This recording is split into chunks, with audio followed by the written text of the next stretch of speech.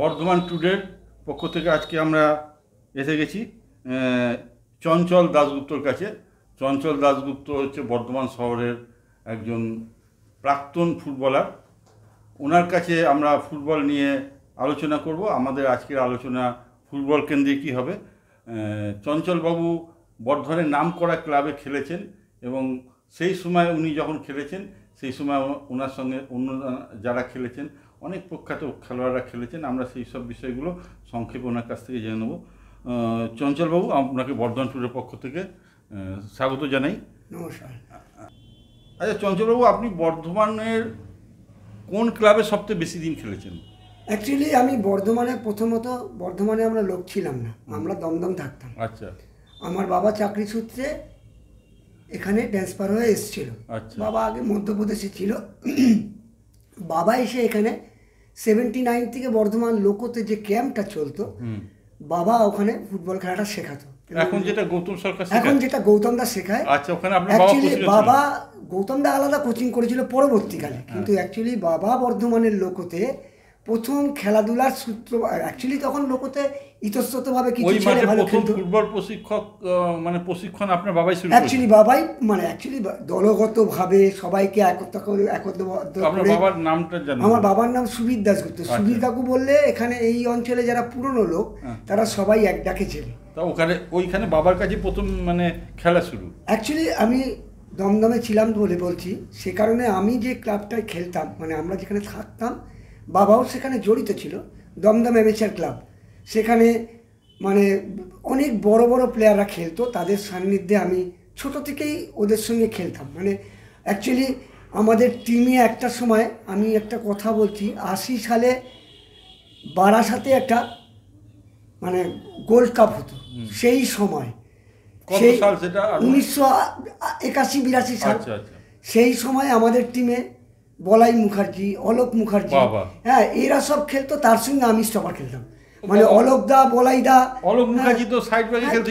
আমি বলছি তো, মানে আমাদের যে মানে পরিবেশটা ছিল, বাংলা টিমের হয়ে খেলেছে, আমাদের যে পরিবেশটা ছিল, সেই পরিবেশে সব বড় প্লেয়ারদের ঘেরা ছিল।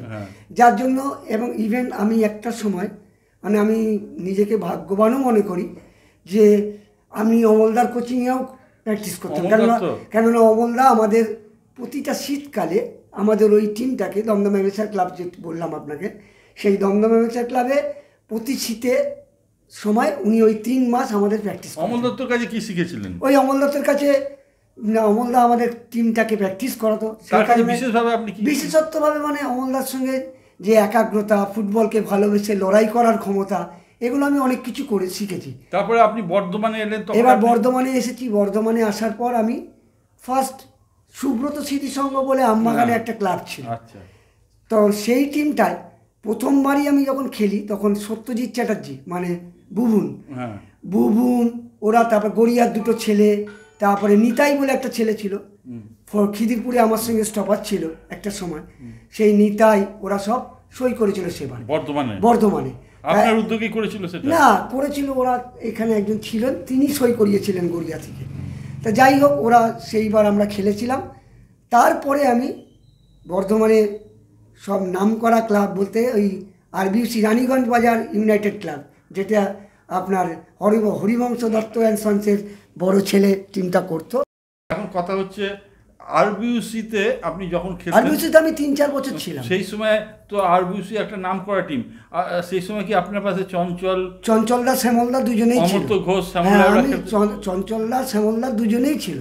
এবং শ্যামলদা চঞ্চলদার তখন ধরুন শেষের দিকটা, মানে শ্যামলদা তো তখন শেষের দিকটাই বলতে পারি। আমি যখন 86-87 সালের কথা বলছি, তখন শ্যামলদা, চঞ্চলদাও ধরুন রেগুলারিটি ছিল না, কিন্তু চঞ্চলদার মানের ফুটবলার হিসাবে ওই একদিন এসে যে খেলাটা খেলতো সেটা মানে সকলের কাছে একটা দর্শনীয় ব্যাপার। তখন তো ক্যাম্পিং গ্রাউন্ডে খেলা হতো। তখন আমি কিন্তু ক্যাম্পিং গ্রাউন্ডে পাইনি। আমি ওই টাউন স্কুল, রানীগঞ্জ বাজার, রানীমাঠ। মানে যখন আপনার ক্যাম্পিং গ্রাউন্ড থেকে লিগটা সরে গেল টাউন স্কুলে, সেই সময় থেকে আপনি আরবিউসিতে যখন খেলেছিলেন, আরবিউসি সাফল্য কীরকম ছিল? আরবিউসি সাফল্য বলতে ধরুন চ্যাম্পিয়ন হয়নি, এটা ঘটনা।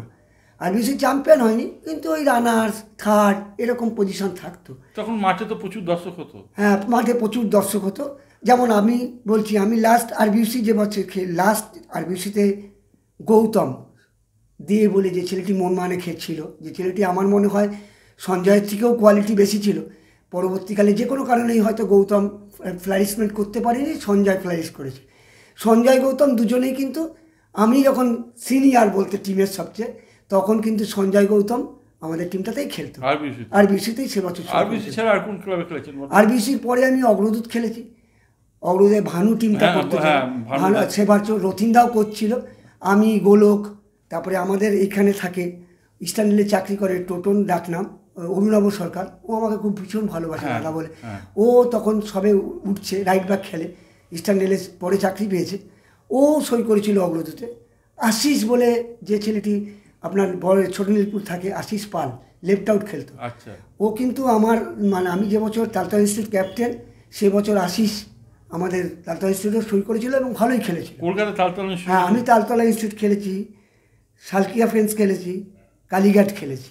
কলকাতার মাঠে যখন আপনি খেলেছেন, কলকাতা ময়দানে বড় বড় ক্লাবের খেলা দেখেছেন, কোন প্লেয়ারের সেই সময় কোন খেলোয়াড়ের খেলা সবচেয়ে ভালো লাগতো? দেখুন, সেই সময় তো বাঙালি ছেলেদের প্রচুর প্রভাব ছিল।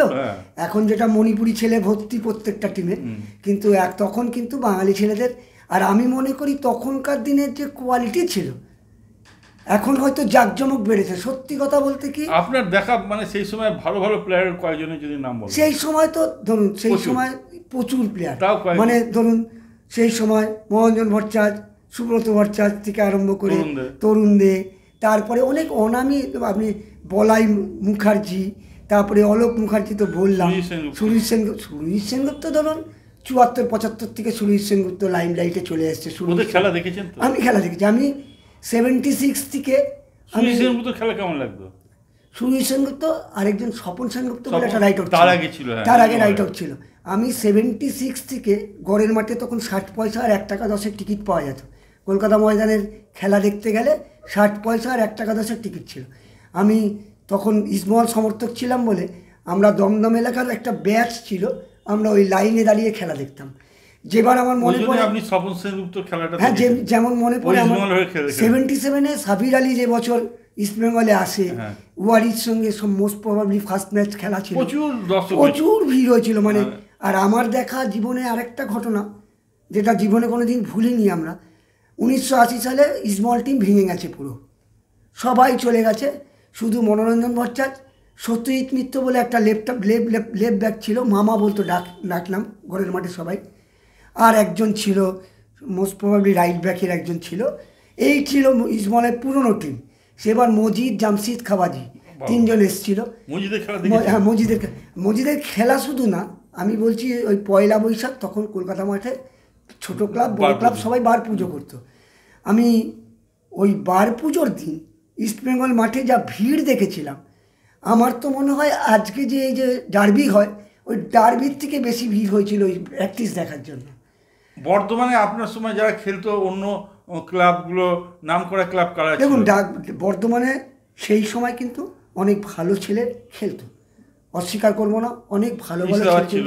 ইসলামাবাদ ছিল, কল্যাণ ছিল, অসীম বলে একটা টিম ছিল, পরবর্তীকালে ওই টিমটা উঠে যায়, হ্যাঁ, অসীম মেমোরিয়াল ভালো টিম করতো। তারপরে আপনার শিবাজি ছিল।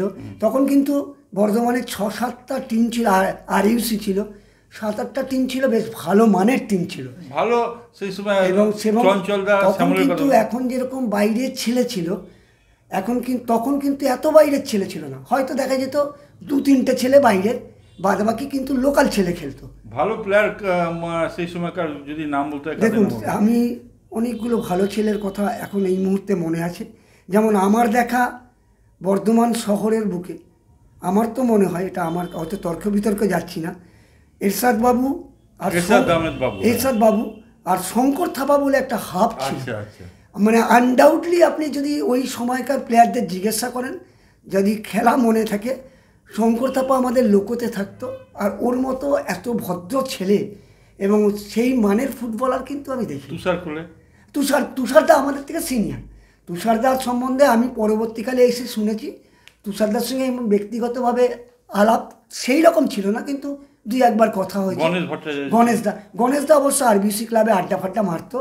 গণেশদা পরবর্তী এলে গণেশদার একটা ভাই জর্জে খেলতো, যে ভাই, সে ভাই, ওরা অনেকেই খেলতো। গণেশদা পরে 1 বছর ইসলামাবাদ আরবিসিতে টুকটাক মানে খেলতো, আবার কোচিং করাতো, এরকম একটা ব্যাপার ছিল। আপনি বর্ধমানে যে খেলেছেন, বর্ধমানে যাদের প্রশিক্ষক হিসেবে পেয়েছেন, কাকে কাকে পেয়েছেন বর্ধমানে? দেখুন, বর্ধমানে সেইভাবে আরবিসিতে তো কোনো কোচিং ছিল না। পরবর্তীকালে অগ্রদূতে রথিনদা কোচিং করাতো। তারপরে আপনার ওই যে আরইউসিতে যে কোচিং ছিল সুবোধদার কোচিংয়ে ডিস্ট্রিক্ট টিম নিয়ে গেলে তখন সুবোধদা থাকতো কি রথিনদা থাকতো। Bardhaman district team? আমি বর্ধমান ডিস্ট্রিক্ট অনেক বছর খেলেছি। আমি গোলক অ্যাকচুয়ালি দুজনে স্টপার খেলতাম। পরবর্তীকালে আমার ক্ষেত্রে কি হয়েছে, আমি যখনই বাইরে খেলতে যেত কল্যাণ, তখন কিন্তু কল্যাণের সব ম্যাচ আমি গিয়ে খেলতাম। নবদা, তারপরে আমাদের তালতলায় থাকতো, তালতলা ইনস্টিটিউটে লেফট আউট খেলতো ইস্তিয়াক আহমেদ না কি যেন এরকম একটা নাম, আমি নামটা মনে করতে পারছি না। দারুণ ভালো নবদাদের মানে বন্ধু বান্ধব, ওই ভালো ছিল, খুব ভালো মানুষ ছিল। ওরা সব তখন খেলতো। বর্ধমানে অনেক ভালো ভালো ছেলে, যেমন ধরুন সেই সময় পরবর্তীকালে তারকেশ্বর সিঙ্গুরের ছেলেগুলো, ওই 2-3টে ছেলে নব, তারপরে ওরা খুব ভালো ভালো মানের ছেলে। আমি একটা কথা কি বলতাম, তখন এখন যেমনি কি, এখন 2-3টে টিম ভালো টিম, এখন বর্ধমান শহরে 2-3টে টিম ভালো টিম করে, বাদবাকি কোন টিম অতটা মানের টিম নয়। কিন্তু বর্ধমান শহরে আগে যখন খেলা হতো 2000 সাল অবধি, তখন কিন্তু 7-8টা টিম ছিল, যে কে কাকে কোন দিন হারিয়ে দিয়ে যাবে সেটা বলার মতো, মানে প্রতিযোগিতা প্রচুর ছিল, এবং বেশ কিছু ভালো ছেলে ছিল। এবং আমার দেখা জীবনে একটা আফসোসও বলতে পারেন, আমাদের পরবর্তীকালে অনেক পরে অনেক ছোট ছিল ভটা, তারপরে ভটাদের সঙ্গে 2টো ছেলে খেলতো। আমরা বড়রা ভেবেছিলাম যে ওরা জীবনে সাইন করবে, সেটা হচ্ছে গোপাল মুখার্জি, খুশবাগানে বাড়ি, আর আমাদের এখানে থাকতো সজল রায়চৌধুরী।